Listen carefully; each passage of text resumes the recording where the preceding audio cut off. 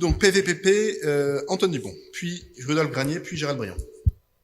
Merci Monsieur le maire. Ma prise de parole portera sur une explication de vote. Donc sur ce plan vidéo de protection de Paris, tout d'abord sur le coût de ce plan-là, initialement conçu pour un montant de initialement conçu pour un montant de 225 millions d'euros pour le déploiement de 1000 caméras. Donc ce plan a été signé en 2010. Il atteint fin 2020 343 millions d'euros et l'estimation complète à échéance du projet est fixée à près de 450 millions d'euros. Donc on voit ici qu'on a déjà un doublement du coût du plan initial. Concernant l'efficacité, si je me reporte au rapport de la Cour des comptes, on souligne l'absence d'évaluation de l'efficacité de ce plan qui persiste depuis 2010 et au-delà des exemples emblématiques d'utilisation de la vidéosurveillance dans certaines affaires, la préfecture de police ne dispose ni de données agrégées quant à ses utilisations, ni d'indicateurs permettant d'apprécier son efficacité. Dans un référé de la Cour des comptes de décembre 2021 qui a été adressé au ministère de l'Intérieur, la Cour des comptes recommande notamment d'engager sans tarder une évaluation de l'efficacité de ce plan. Pour rappel, la majorité des études sur la vidéosurveillance montrent que seulement 1% des enquêtes sont résolues à l'aide de caméras. Ne nous trompons pas, chers collègues, la vidéosurveillance n'est pas synonyme forcément de sécurité. Au mieux, elle décale certains troubles à l'ordre public. Ce dont nous avons besoin, ce sont des femmes et des hommes connaissant les quartiers dans lesquels ils et elles interviennent, en lien avec les populations. Mon dernier point portera sur le respect de la vie privée. L'intelligence artificielle et la reconnaissance faciale sont servies par des entreprises dont l'objectif n'est pas d'assurer notre sécurité, mais bien de faire du profit sur le dos de nos libertés fondamentales. Le modèle extrême de la Chine, qui a instauré un système de notation des citoyens en fonction de leur comportement, nous laisse entrevoir ce qu'est une société du contrôle, sans saveur, autoritaire, malade d'admettre que la liberté est le fondement d'une société démocratique et respectueuse des individus qui la constituent. Je finirai par m'étonner qu'aucune justification nous est donnée quant aux emplacements des nouvelles caméras qui sont proposées dans le cadre de cette délibération.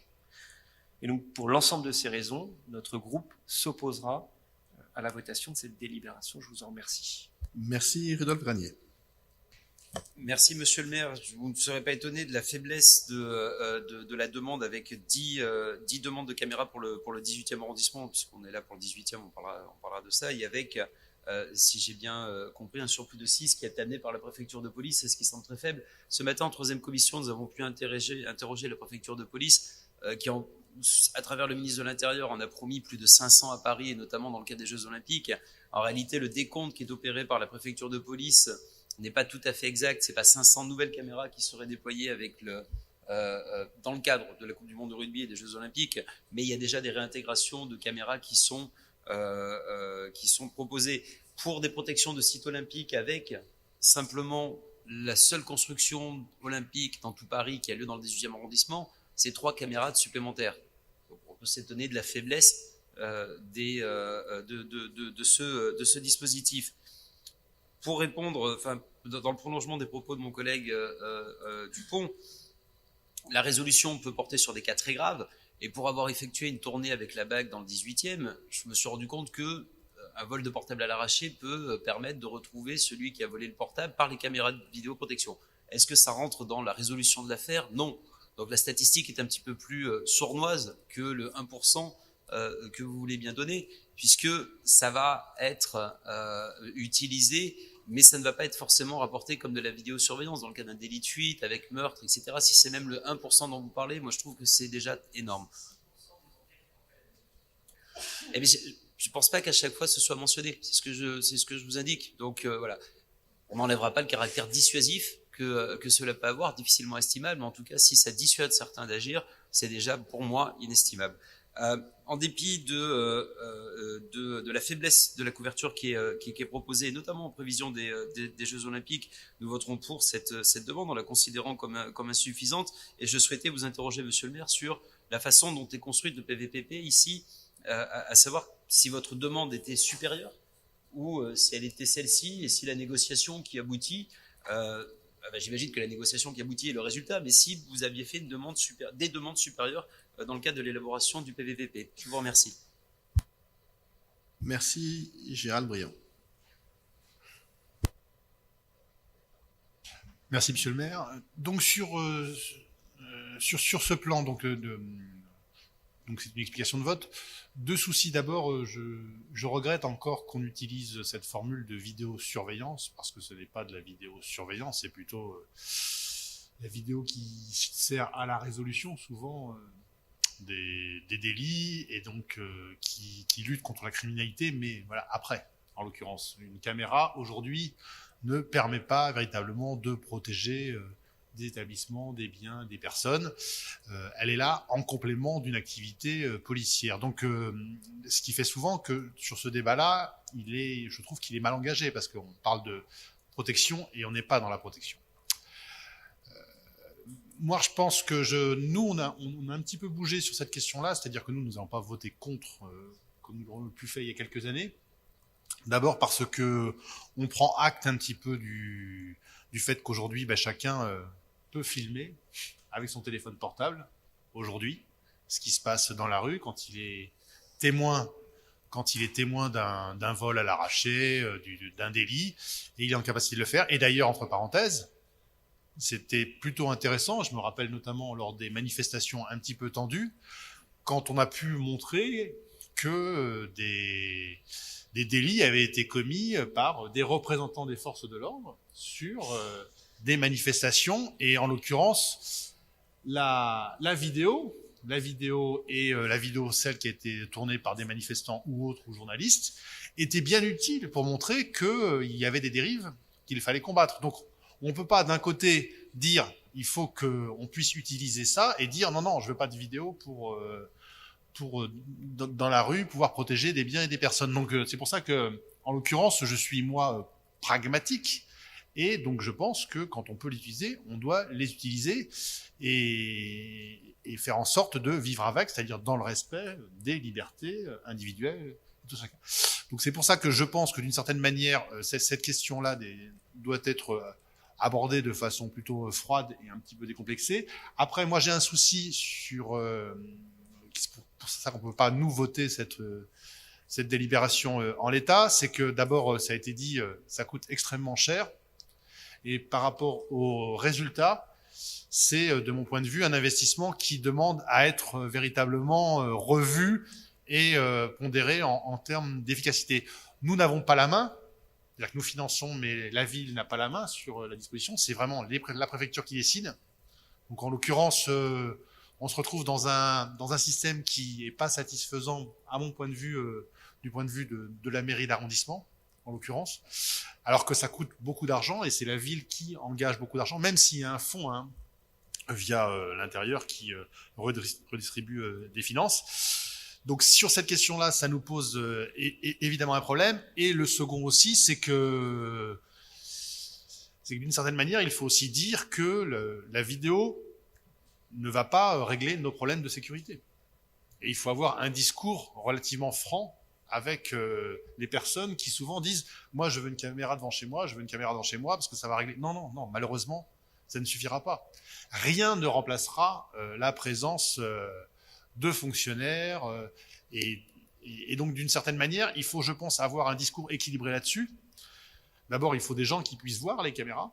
On dit une chose, mais quand il y a beaucoup de caméras, et ça a été le problème de Londres, entre parenthèses, on a cité la Chine tout à l'heure, mais Londres, je crois qu'il y a plus de caméras qu'en Chine, quand on regarde la ville, et on s'aperçoit que souvent on a des caméras mais qui filment, mais il n'y a personne devant qui est en capacité de pouvoir regarder ce qui s'y fait, etc. Donc c'est un petit peu, de mon point de vue, compliqué. Donc c'est pour ça que nous sommes pas sur un nom de principe à la pratique de la vidéo sur les questions de sécurité. Je dis pas donc vidéo protection, vous l'avez entendu, parce que je vais être cohérent avec le début de mon propos. Mais en l'occurrence, sur ces finances et sur le mode de financement, nous avons un problème de fond, donc qui devra être, je pense, regardé et peut-être amélioré. Et j'espère qu'au Conseil de Paris, les choses pourront bouger. Kevin Avet. Monsieur le maire, chers collègues, je vous remercie qu'on puisse avoir ce débat de qualité, et les interventions de mes collègues vont en ce sens-là. Je voudrais juste commencer en pensant un peu en fait aux aux dernières rencontres et aux derniers échanges que j'ai eus, aux parents d'élèves du collège Utrio à Porte de Clignancourt, aux commerçants et aux habitants de la rue Riquet, aux habitants de la Porte de la Chapelle, car c'est aussi pour eux qui nous alertent sur leur situation, qui nous réclament avec urgence l'implantation de caméras de vidéoprotection que nous avons réussi à obtenir avec le maire du 18e, en concertation totale avec le commissaire divisionnaire, que je remercie, le commissaire divisionnaire M. Cabon, que nous avons réussi à obtenir ces 9 implantations au total, que nous avons décidé sur leur localisation au sein du 18e.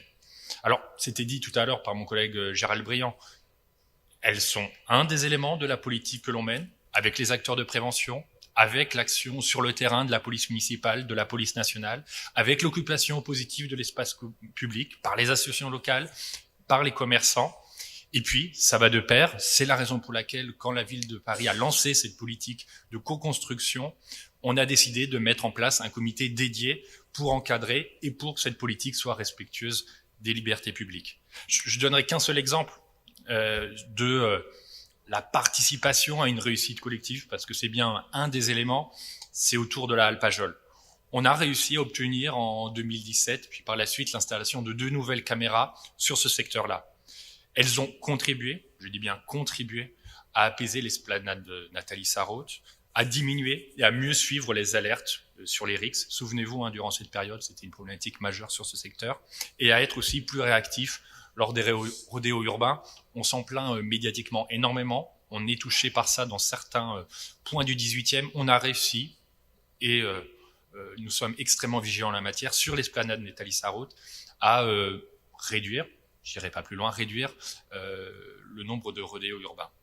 Et donc c'est bien, avec l'action des polices municipales et polices nationales, avec la progression également culturelle qui avait été menée en cette époque-là par ma collègue Karine Roland sur cet espace-là, avec l'activité des associations, de l'action de la politique de la ville qui est menée également sur cet espace-là, avec les commerces, tout cela a permis qu'aujourd'hui, les riverains puissent se réapproprier cette esplanade Nathalie Sarraute. C'est la raison pour laquelle, chers collègues, je vous invite à voter cette délibération.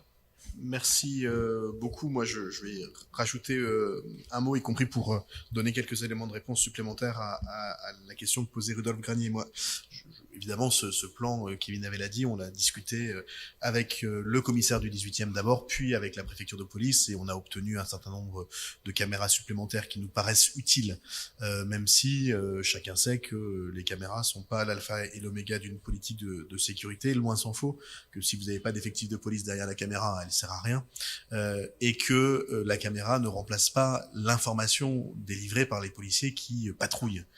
Mais elle peut, en complément d'une action policière dense, simplifier la résolution d'un certain nombre d'affaires, permettre parfois même l'interpellation d'individus qui sont suivis par les caméras, et parfois d'opérer une surveillance d'urgence sur un espace quand on a des craintes, comme par exemple sur les différents campements, de pouvoir voir ce qui s'y passe sans avoir un personnel dédié H24 sur ces lieux, et donc pouvoir intervenir rapidement si par exemple il y avait des incendies. Donc je me réjouis de cette délibération, je la voterai bien sûr, et je veux remercier Kevin de ce travail en lien avec les habitants et le commissariat. Cela dit, je pense que ce système de PVPP est extrêmement lourd et finalement très peu réactif. Et donc moi, je plaide auprès de la préfecture pour changer de registre. On a eu l'occasion dans le 18e de tester ce que la préfecture de police appelle des caméras tactiques, c'est-à-dire de la possibilité de mettre une caméra rapidement et de l'enlever. Aujourd'hui, on se fixe des objectifs de pose de caméra qui seront posés cette année, l'année prochaine ou dans 2 ans. Personne ne sait quelle sera la situation de l'endroit où on veut mettre la caméra maintenant dans 2 ans. Et donc, on a un système très administratif, très lourd et très peu réactif. Moi, je plaide pour que l'on remplace ces caméras. Peut-être qu'il faut des caméras fixes, il faut les garder sans doute, celles qui existent, mais qu'on change de logiciel et qu'on rentre dans une logique de caméra qui aurait l'occasion de rester à un endroit parce qu'il y a un besoin particulier pendant un temps donné, et qu'ensuite elle puisse quitter l'espace public, ce qui permettrait d'assurer une garantie de vie privée. Alors, les caméras actuelles garantissent la vie privée, évidemment, hein, tout ça est tout à fait respecté, mais qui permettrait de ne pas dépenser beaucoup d'argent pour une caméra qui certes est intéressante, mais qui n'est pas mobile, et au contraire avoir une approche beaucoup plus dynamique, qui permettrait, par exemple, y compris si à un endroit on se rend compte qu'il y a un tagger qui est là en permanence, de déployer une caméra pendant une semaine, 15 jours pour repérer l'individu. Si à un endroit il y a un dépôt d'encombrants permanent, c'est pas la peine si on attend 1 an et demi pour mettre une caméra pour faire de la vidéo-verbalisation, ça n'a aucun sens. Et donc, je préférerais que, conjointement avec la préfecture, nous investissions dans ces caméras tactiques et que nous puissions discuter, bien sûr, avec le respect de l'ensemble des règles qui s'imposent, de caméras mobiles. Et je pense que, à la fois en termes d'efficacité pour la résolution et en termes de protection des libertés individuelles, on serait sur un équilibre beaucoup plus valorisant et beaucoup plus intéressant que le système actuel. Souvent, on discute avec le commissaire d'une caméra, elle arrive 1 an et demi après. Au moment où elle arrive, certes, elle est toujours utile. Alors là, heureusement qu'on a réglé le problème avant, quoi. Et quand on a eu l'occasion, par exemple, à Pajol, d'obtenir les caméras tactiques avant les caméras fixes, elles ont eu un résultat tout de suite et on a pu les enlever. Et donc ça, je pense que ce serait une bonne politique. Cela dit, c'est pas la politique de l'État aujourd'hui, donc votons ce plan-là. Et pour ma part, je continuerai à me mobiliser pour faire un tout petit peu changer la logique, puisque je crois à l'utilité de la vidéoprotection. Je pense qu'on est dans un moment où les choses s'accélèrent et que donc il faut que nos pratiques s'accélèrent avec. Et donc je vais mettre aux voix la SG86 qui est pour, qui est contre, qui s'abstient. Elle est adoptée, je vous en remercie.